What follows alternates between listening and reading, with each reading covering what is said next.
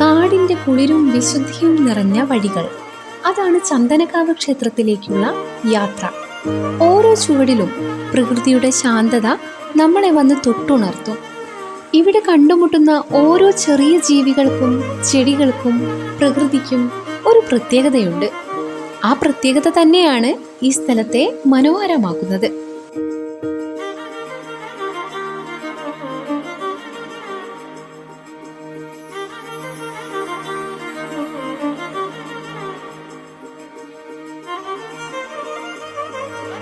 ചന്ദനമരങ്ങളുടെ ആധിക്യം കാരണമാണ് ഈ സ്ഥലത്തിന് ചന്ദനക്കാവ് എന്ന പേര് ലഭിച്ചത്.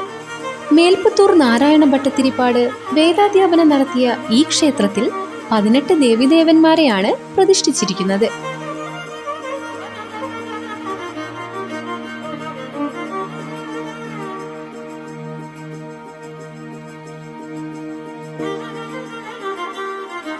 മനോഹരമായ ഈ കാടിന്റെ ഭംഗിയും അതിപുരാതനമായ ഈ ക്ഷേത്രത്തിന്റെ പാരമ്പര്യവും നമുക്കിവിടെ ഒരുമിച്ച് കാണാം.